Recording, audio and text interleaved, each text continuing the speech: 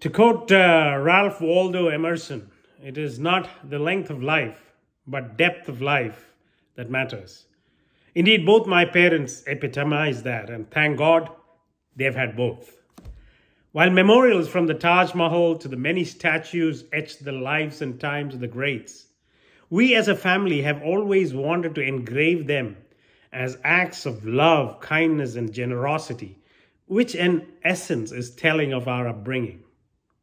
Further, I'm a strong believer that what good is to be said needs to be said, if possible, when they can still hear it.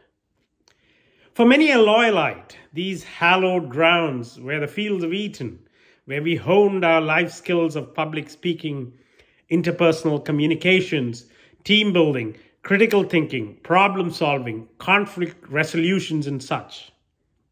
On the other hand, I gave my first speech with nary a whimper or whine or shaky legs as one of the chief guests before an auditorium packed with hundreds of parents, teachers, and children at the tender age of 4 at the Montessori Kindergarten School anniversary. This was entirely due to Daddy, Professor Koshy Vaidhyan, who ensured that in the lines of the many he trained at Brains Trust, he nurtured these skills in me, possibly from the time I was born, like Agassi's dad making him hit tennis balls from the cradle. In fact, one of the earliest memories I have was being asked to give a speech to his friend, colleague, and Mummy's professor, Ambassador Srinivasan, and the 3-year-old me jumping on the coffee table and rattling away like Mark Antony. Our dear friends like Suresh Jacob, who is here today, himself an IIT-IIM grad and a leading technocrat still, as well as Dr. Alexander Jacob, ex-DGP, will vouch for these inimitable traits of his. Here in US, as you probably know, every therapist will associate all of one's challenges to a truant or missing father. Quite to the contrary, I flourished under his tutelage over the years and still miss our daily hour-long philosophical debates ranging from politics, religion, education, friends, foes, and of course the arguments over not taking the iPhone to his local watch repairman. Daddy, you are sorely missed. However, while Daddy might have been at the helm, it was Mummy, Mrs. Koshy Vaidhyan, who staunchly held the rudder for the family. For us, she manifested the innovative entrepreneurial spirit, tenacity, persistence, and indomitable grit in the face of adversity. She truly showed us with her life that impossible is nothing. Thrown from the lap of luxury to build a family as a young bride, while juggling a master's in literature, a subject alien to a botanist, Advanius, and to boot endure pregnancy and give birth to an untimely me, and yet complete her examinations with Elan was not the least of her challenges.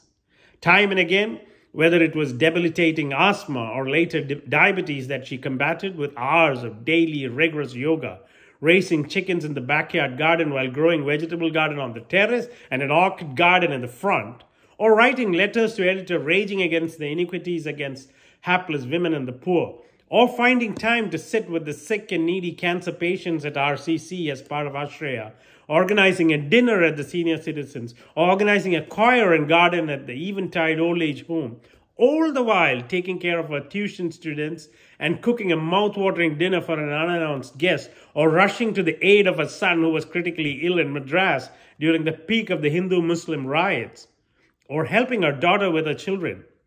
Mummy was literally our Lakshmi or Durga as the situation demanded. Indeed, she has been an inspiration not only to her own children, but to a host of the young and old who had the privilege of knowing her. It is to these wonderful and dear parents that we would like to dedicate this classroom at my alma mater, which for these lifelong educators is a much better memorial than a marble structure in a never-visited cemetery in the back of beyond. Further, it's also a way of saying thank you to a terrific network of my Loyolite classmates like the Universal Son, Anil Kumar P, CPA, without whom a lot of this would have been impossible.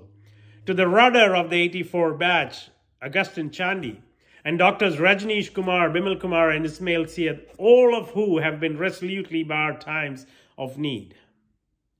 Indeed, it is this essence of brotherhood that Loyola has instilled in each of us that ensured that at the drop of a hat, our many years senior Loyolite Dr. Suresh Arvind, ex-President J&J, and Bobby, Dr. John Thomas, Mayo Clinic, set up a panel of medical experts, again Loyolites, Dr. Santosh Kumar and Dr. Najib Moideen, along with Dr. Ismail Syed and Dr. Bimal Kumar, who guided and walked me like true brothers through every step of a life-changing diagnosis that shook us to our very core last year. That father principle is what you have brought to the fore for us in reviving that umbilical cord amongst us Loyolites and bringing us together again to revitalize the school in many unique and exemplary ways. Whether it be the Explore Career Guidance series collaborated with Dr. Suresh Arvind and team, the fighter jet landed by Ranjan Kanti, or the many other curricular, non-curricular and infrastructural innovations that you have established. Indeed, sir, you've been a breath of fresh air to this school, and for many of us, you will be etched in the legendary realm of being an epic for the school. Thank you, Father Principal. You shall be sorely missed, even as we wish you all the very best on your next assignment as a Dean of XLRI at Delhi, which you in fact started.